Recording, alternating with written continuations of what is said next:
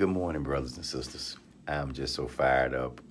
Had a beautiful devotion, and God is just so good. Um, wow, let me just calm down for a second. Wow, I just had something amazing happen. But anyway, what drives you? What drives your life? Before I answer that question, I was talking to a young man yesterday, and this young brother said that he felt like his life was a failure. He said he was struggling with this and struggling with that, and I could understand. And so as we were discussing and conversing, we both came to the conclusion that he had a life without God. And for me, just for me, Jesus is my Lord. And so I was telling him, I said, you need Jesus. Jesus is the answer. And he shut me down. He blocked me out. And being a board certified chaplain, I knew he blocked me out when I used the name Jesus. So I didn't use the name Jesus. Again, I just said God. It seemed like he was more open when I said God. But anyway, make a long story short, I informed him, I said, brother, a life without God is a life without hope, a life without meaning. And I'm telling somebody today, if you don't have a life with God, that's why your life has no meaning, or that's why your life has no hope. There was a doctor where I work, and he deals with patients who have cancer. And he said one of the questions that he asked his patients, he asked them, one question is, do you want to live to be 100? And he says the one who answers with enthusiasm and excitement and says yes, they survive longer than the ones who are moping and who says they don't know or sometimes says no. He said those patients who are moping and says no, he said they are the ones who have no hope. And I say that again, my friends, if your life is without God, you have no hope.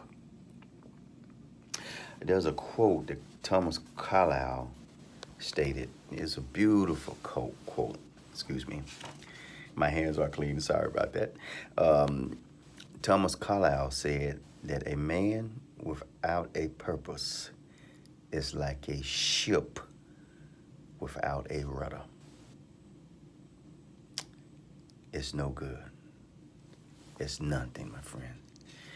And so I don't care how saved you are. I don't care how sanctified you are. Every now and then, we will need the Lord.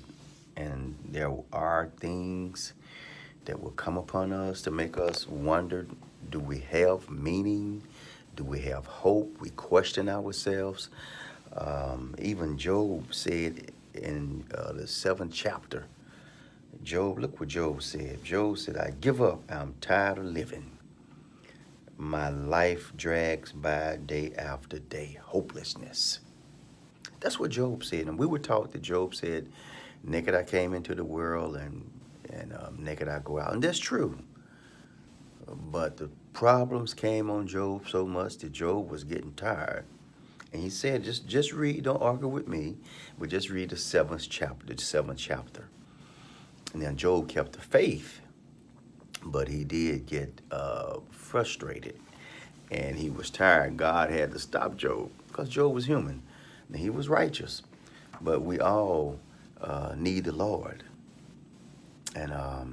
But Job said he felt like his life did not have a purpose or a meaning. Your life must have a meaning, and or else it'd be like this ship without a rudder. Excuse me. Look what Isaiah said in the 49th chapter, verse 4. Isaiah said, "I have labored to no purpose, and I have spent strength in vain for no reason." My friends, believe me, let God be the driving force to your life. my young brothers and young sisters could just, if you can just only swallow this message, Jesus is the answer. And I know because I have looked back over my life and I've learned from my life lessons. Being a younger fella, I learned a lot from my life lessons. But I'm telling you, God is the answer. God is the way. And then God will give you hope. Your life will have a purpose. Your life will have a meaning. And you will find a reason for your life. What is your reason? And what drives you? Please feel free to contact me. You can contact me through Facebook, your Ransey O'Daniel. You can go to my website, Christ Baptist Church, Tuscaloosa, and you can contact me there. And I invite all of you to come to Christ Baptist Church Sunday mornings. I'll be preaching the first Sunday in August. That's August the 5th at 11 o'clock of service, only 1 hour long. Come dressed as you are. We would love to have you. But again, I was just so fired up about this message the Lord gave me today. Wow. You know, I had done some things, you know, trying to get a bigger platform. But the Lord told me the sky is the limit. And know your purpose. And when you do things for a bigger platform, remember sometimes that platform can become smaller if you do it your way.